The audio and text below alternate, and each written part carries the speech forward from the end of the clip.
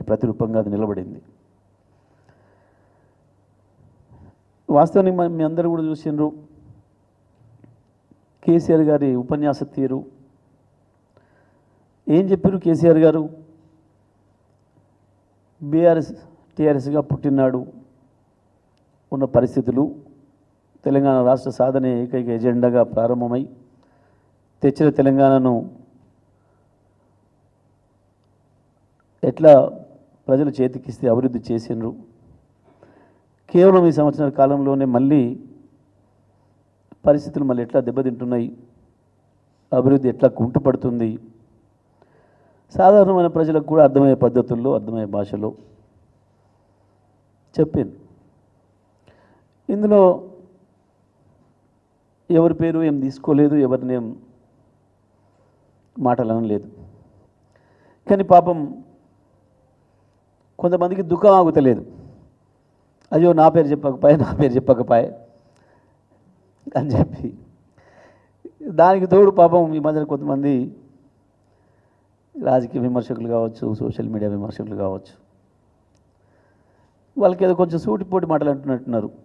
అయ్యో సారు నువ్వు కానీ పేరు తీసుకోవద్దా, పాపం ఒకటే మాటతో అనువదిలిస్తేవేంది మూటలతోని, ఇంత అన్యాయమా, నువ్వు అంత కష్టపడుతుంటే వాళ్ళ పేరు చెప్పొద్దా నువ్వు అని చెప్పి అంటున్నట్టున్నారు. పాపం అక్కడక్కడ వింటున్నట్టున్నారు.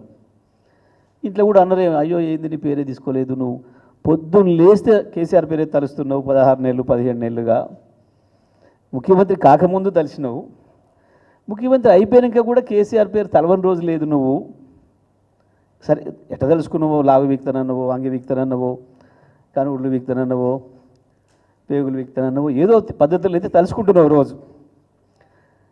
నిన్ను పేరు ఒక్కసారైనా తలుసుకోకపోయాని బాధపడుతుంటున్నావు. నేను నీ పార్టీ ఎమ్మెల్యేలు, నీ పార్టీ మంత్రులు నీ పేరు గుర్తుపెట్టుకోవట్లేరు, పిలుస్తలేరు. ఆ అక్కసు ఇవాళ కనబడుతుంది. ఇవాళ మీ మాటలలో ఇక అక్కసు కనబడుతుంది. ఏం చెప్పిండు కేసీఆర్? తెలంగాణ పాలిట విలన్ కాంగ్రెస్. అది చారిత్రక సత్యం. మంచిగున్న తెలంగాణను తీసుకుపోయి నిప్పులలో దోసినట్టు సమైక్యాంధ్రలో పడేసింది కాంగ్రెస్.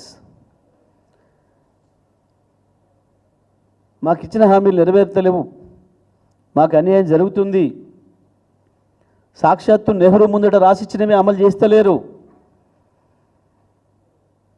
ఇవి అమలు కాకపోతే మా రాష్ట్రం మాకు ఇస్తానన్నారు, మళ్ళీ మాది మాకు ఇవ్వండి అంటే 69లో వందలాది మందిని కాల్చి చంపి జైళ్ళలో పెట్టి వేలాది మందిని నాశనం చేసింది కాంగ్రెసే తెలంగాణను.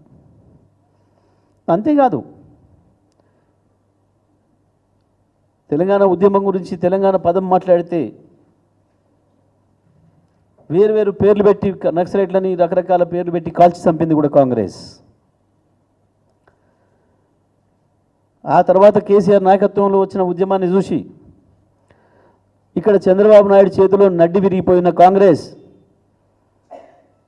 కేసీఆర్తో కలిసి తప్ప అధికారంలోకి రాదు అని చెప్పి గ్రహించిన సోనియా గాంధీ ఈ రాష్ట్ర పార్టీకి సంబంధం లేకుండానే నేరుగా కేసీఆర్కి చెప్పంపి పొత్తుకు పెట్టుకోవడం ద్వారానే అధికారంలోకి వచ్చి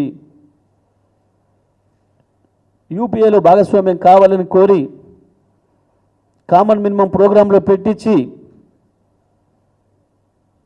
ఇస్తున్న రోజే ఇవ్వకుండా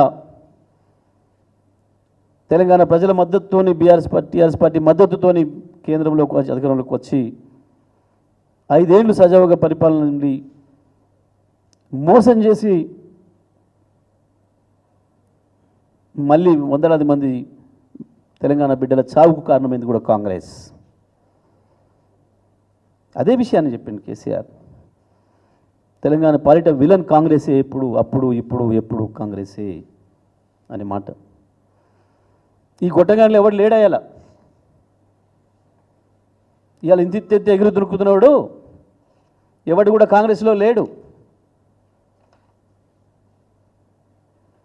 ఇంకా అంతకుమించిన ద్రోహులు సమైక్యాంధ్రుల చేతుల్లో ఉన్నారు వీళ్ళు ఇంకొంతమంది. ఇవాళ ఎగిరెగిరి పడుతున్న వాళ్ళు ఈ బుడతలంతా. ఇదే కాంగ్రెస్ను దుమ్మెత్తిపోషన్ ఉన్నాయి. మీరు మాట్లాడిన మాటలు ఉన్నాయి, రాతలు ఉన్నాయి, ఎక్కడికి పోలే. అబద్ధాలు ఆడడానికి మీకు సిగ్గు లేకపోవచ్చు, కానీ వాస్తవాలు ప్రజల కళ్ళ ముందే ఉన్నాయి. ప్రజల జ్ఞాపకం అంత తొందరగా జరిగిపోదు, తరతరాలుగా వస్తుంది. రాముడు ఎట్లు వస్తున్నాడో రావణాసురుడు కూడా వస్తూనే ఉన్నాడు చరిత్రలో అట్లాగే నిలబడి. హీరో హీరోగానే ఉంటాడు, విలన్ విలగానే ఉంటాడు. మన పేరు ఉంది కదా అని అందరం గొప్ప అనుకోవద్దు. నీ పేరు విలన్గానే చెక్కబడుతుంది అని చెప్పి